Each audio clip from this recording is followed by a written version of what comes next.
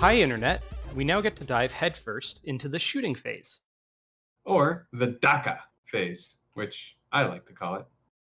Success in this phase, whether your goal is to shoot or to not get shot, is wholly reliant on decisions made in the movement phase. We spend a lot of time discussing this in our video, Take the Shot.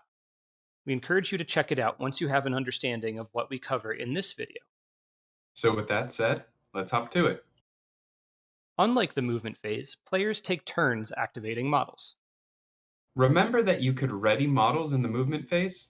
This is important now, as readied models have the option to shoot before all other models. Once all readied models have had the opportunity to fire, the remaining eligible models can start firing, again in alternating order. If only one player has readied models, they fire all of their readied models uninterrupted until they no longer have any readied models. If both players have readied models, they alternate activation in order of initiative until one player runs out of readied models. Then the other player finishes off the rest of their readied models until they no longer have any more. It is important to note that you can defer a readied model to shoot later during the normal shooting part of the phase, and there are tactical reasons why you would, but that's a topic for another video. When selecting a model to shoot, it's helpful to remember a stepwise sequence of events in their activation.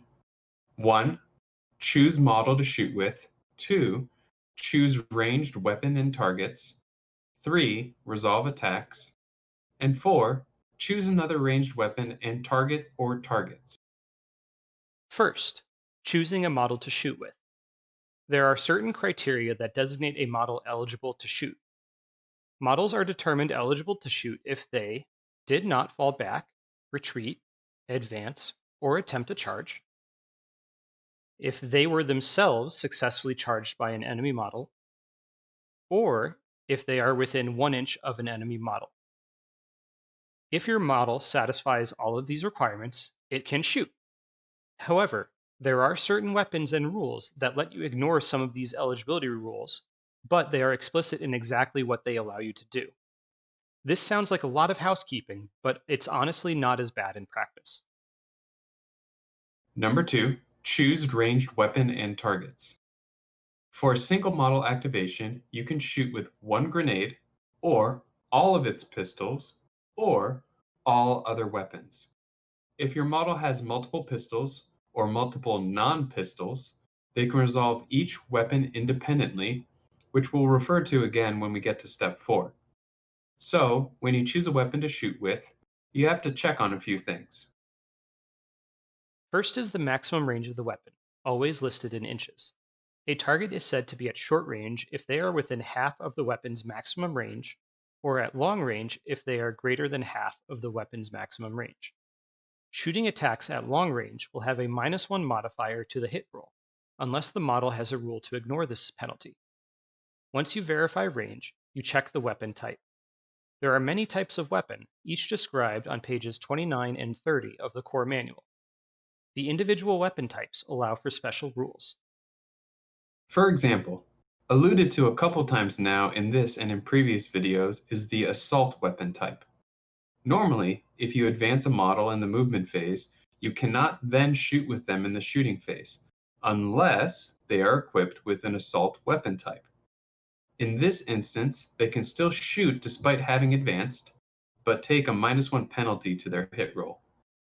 In addition to assault weapons, you have rapid fire guns which double tap at short range, heavy weapons which are powerful but confer a -1 penalty to hit if you move, and pistols which can be shot even within 1 inch of an enemy, and of course grenades. Which go boom!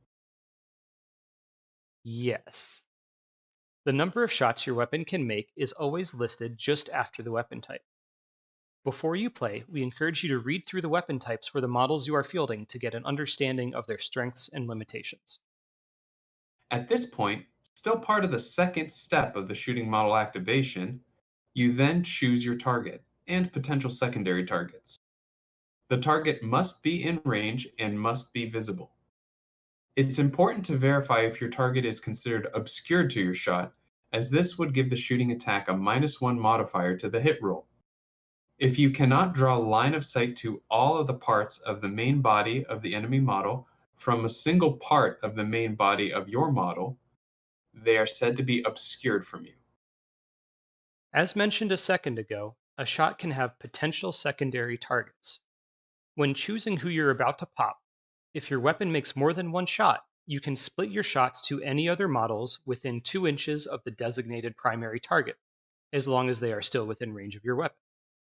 Obscurity is checked for each model individually at the time the shot is being made, and you may choose the order in which you shoot your targets. On to step 3, resolving attacks. You make the number of attacks as delegated to the model or models you just designated as targets. Remember to include any modifiers to your hit roll that you would have just determined by your weapon type, range, and obscurity, as well as any other special rules that may help or hinder your shot. Once you start rolling these dice, you're into the attack sequence, which we've dedicated an entire video to. Please refer back to our 3rd episode of this Kill Team 101 series for a refresher of the steps of the attack sequence.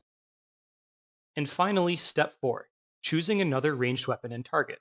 If your model has multiple weapons they can fire, then during the same model activation, you can continue firing with these other weapons. As a reminder, a model can fire 1 grenade, all of its pistols, or all of its other weapons during an activation. The grenade shooting attack is also limited to once per kill team per phase, even if multiple models are equipped with grenades.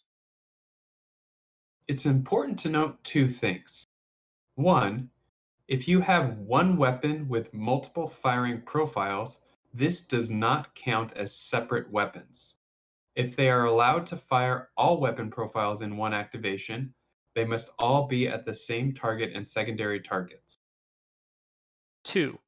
Each separate weapon generates its own injury roll, so be sure to complete the entirety of the attack sequence for the first selected shooting weapon, which potentially ends in an injury roll, before starting the cycle over again with another weapon. And just rinse and repeat until both players run out of models they want to shoot. Leave a comment below if you have any questions or want clarification on anything that comes up in the shooting phase. We're happy to answer them. Look forward to our next video where we go over the fight phase. Crump, crump, crump, crump.